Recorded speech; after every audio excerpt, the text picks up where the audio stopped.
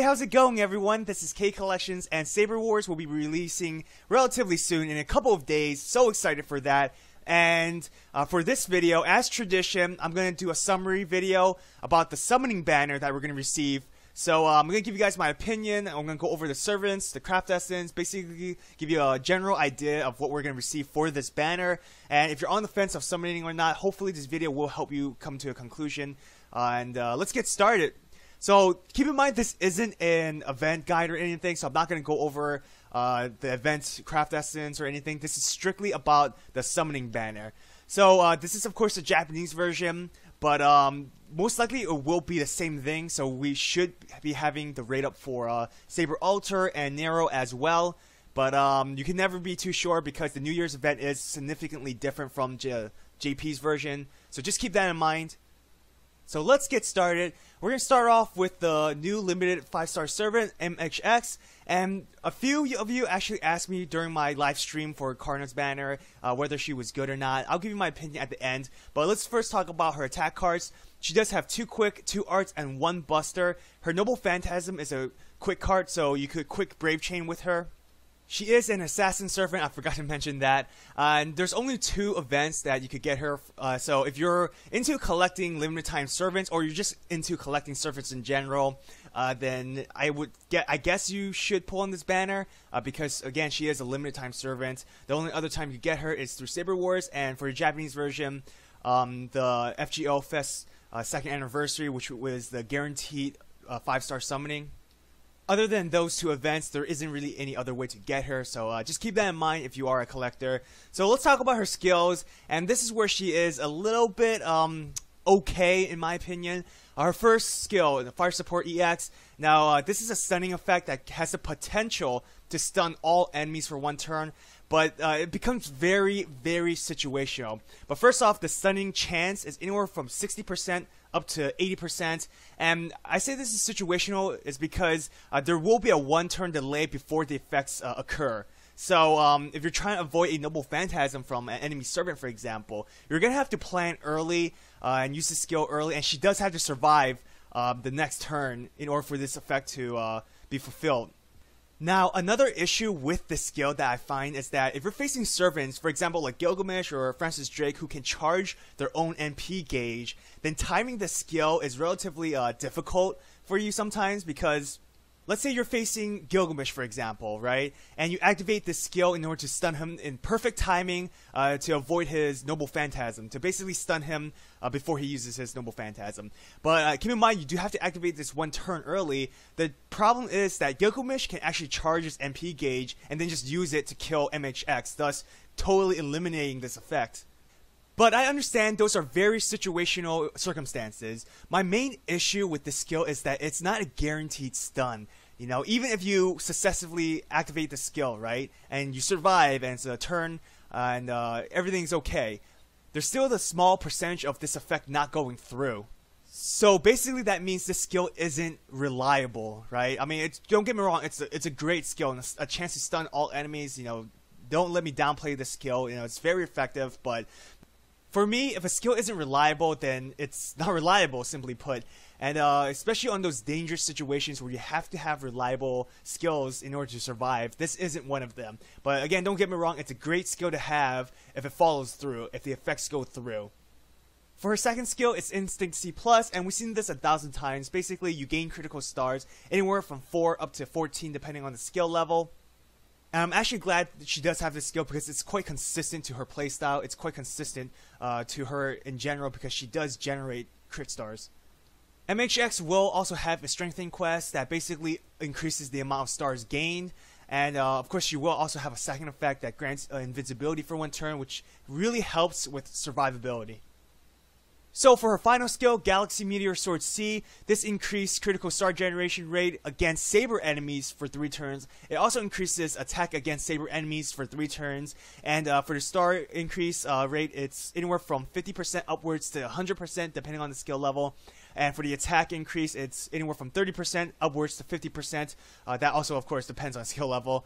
But this is very situational as well. Like the first skill I mentioned, it's not as reliable in all circumstances. You have to have the right situation. In this case, you have to face Saber enemies in order for the skill to be very effective. And the problem with MHX, which I will get into, will be her Noble Phantasm, which only targets Saber face enemies. So now it's really limiting your options in terms of using her skill. So I would see you using MHX and especially this skill when you're facing a Saber face maybe, but not so much when you're grinding, let's say on the daily quest when you're facing Saber enemies, right? Most likely you just bring 3 awesome Archer servants instead of MHX because she doesn't have the class advantage.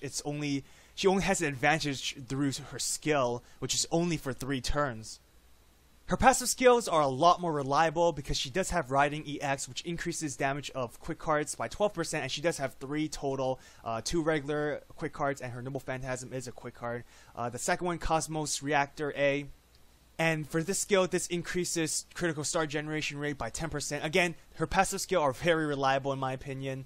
But aside from that, going on to her Noble Phantasm now, and this is where, again, she's a very situational servant. I already mentioned that. But for her Noble Phantasm, I already mentioned it was a quick. It deals damage to a single enemy, and it deals extra damage to Saber face enemies. I kind of wish it would be Saber enemies in general, because that would go very well with her third skill.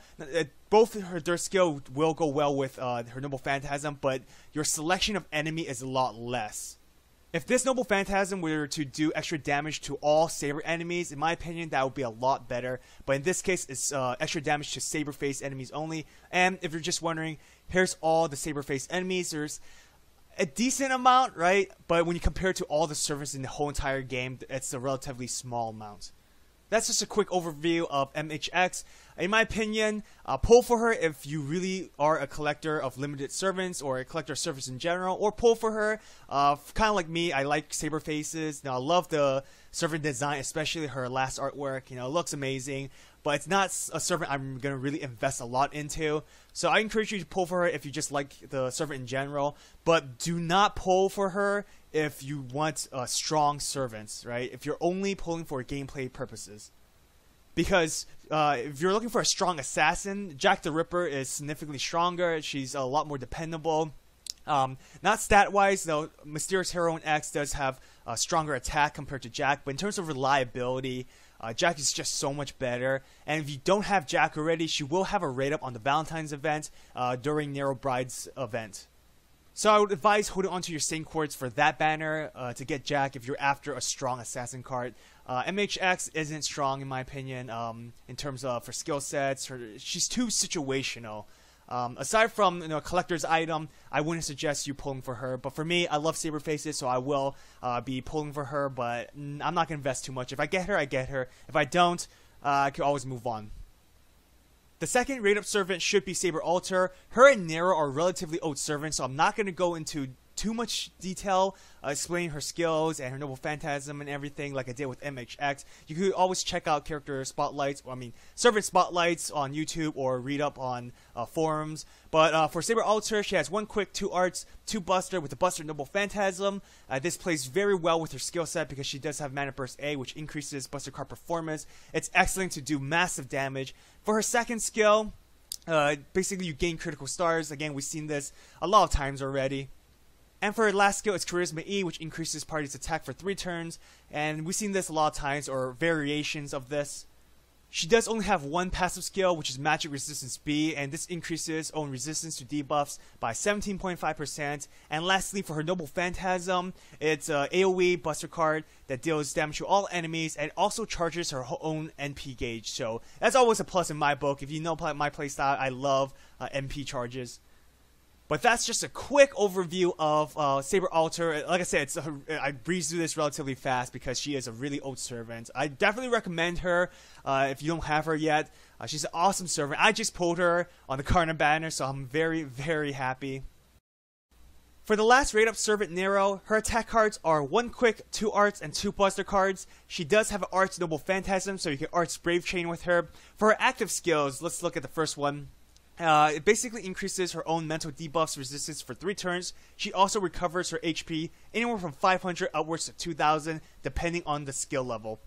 For her second skill, she also recovers her HP at a greater amount this time, anywhere from 1,200 upwards to 3,400 depending on the skill level. She also has a 60% chance to increase her own attack for 3 turns, as well as a 60% chance of increasing her defense for 3 turns. And these two buffs are separate, so you could have increase in attack but not an increase in defense, or vice versa. There's a chance that both these effects won't work. There's also a chance that both of these buffs will happen, so just keep that in mind. For her final skill, keep in mind you do have to unlock her third interlude in order to get this skill, and I do believe this isn't available in NA yet, but for the effects, it basically grants gut status to her for 5 turns, and during those 5 turns, she could be revived up to 3 times, which is unbelievable to me. That's amazing. That really will help her in terms of survivability. Now for her passive skill, she has Magic Resistance C, which we've seen this a lot, increases resistance to debuffs by 15%, as well as Riding B, which increases quick card performance by 8%, which doesn't really suit her because she only has 1 quick card. For her Noble Phantasm, it's an arts AoE that deals damage, which also ignores defense to all enemies. It also reduces the defense of all enemies for 1 turn, which is always a great debuff. So that's about it for Nero. She's an awesome servant. I actually don't have her, and hopefully I do get her. To be honest, I kind of want her more than MHX, but that's just me. Nonetheless, I'm really excited to see what I get during the event. Hopefully it's not all salt.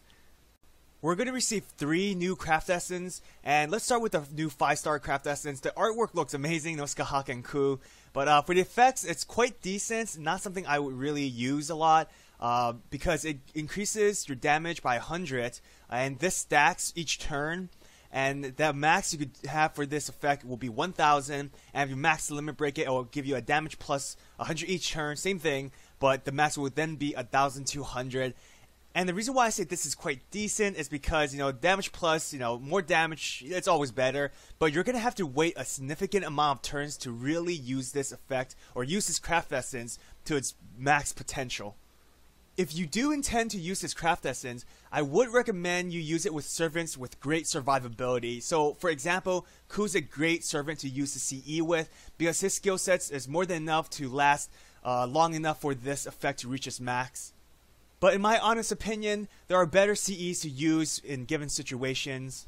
At the end of the day, it's up to you if you want this CE or not. I just want it for the artwork, not really for the effects. Even if you don't get this isn't like a Kaleidoscope or a 2030 level craft essence. This isn't a top tier, so you're not missing anything if you don't get this. Moving on to the new 4-star craft essence, for the effects, it's a 65% chance to heal 750 HP each turn. If you max limit break it, the 65% chance still stands, but now it heals 1,000 HP each turn. And in my opinion, this CE is okay, because it's not a guaranteed heal. 65% chance is relatively high in my opinion. I mean, it's beyond 50%, so that's always good in my book. But it's still not guaranteed. I guess I would recommend the CE if you're really struggling keeping your servants alive or you're in desperate need to heal your servants.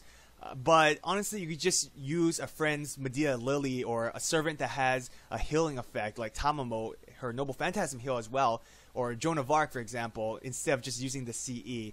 So like the 5-star CE that I talked about, you're not really missing too much if you don't get this craft essence. For the new 3-star craft essence, True Shot, this is quite simple. Whoever has this equipped, their attacks cannot be evaded. It also increases your critical damage by 3%, and if you max limit break it, critical damage will have an increase of 5%. So this isn't bad whatsoever. There are a lot of servants who use evade quite often, and it actually gets annoying. But then again, this craft essence is very situational because your enemy's not always going to activate their evade skill, right? And there's honestly better CEs you could equip with your servants. Again, like the other 2 CEs that I talked about, you're not missing much if you don't get this craft essence. So that's my overview of the summoning banner. Honestly, you're not missing much if you don't pull on this banner whatsoever. The craft essence isn't really that unique. It's not special. You're not going to miss anything. But I forgot to mention, they will increase drop rates for the event items, for the shop items. So if you're pulling for that reason, then definitely go for it. As for the servants, MHX isn't really that strong as an individual servant. There are better assassins in the future, especially Jack the Ripper, which will have a rate up relatively soon as well. If you don't have Nero or Saber Altar, then I would suggest you rolling on this banner then, because they are locked servants, so you can't get them other than their own individual rate up or through the story gacha. So if you're not already committed to pulling on this banner, don't. Save your sand course. There's going to be a lot more amazing banners in the future. If you already decide you will pull on this banner, then, you know, forget what I said, right? You already made a decision. I know I'm going to pull on this banner, but not a lot. Only probably just like 2 10 shots or something. Well, I hope you guys enjoyed this video. I hope this was helpful in you making a decision. If you like this video, hit the like button. I really appreciate the support, and thank you to all my subscribers. You guys are awesome. Thank you to his FGO community, and subscribe to my channel if you haven't already, because I'll be making a lot more fake grind order videos.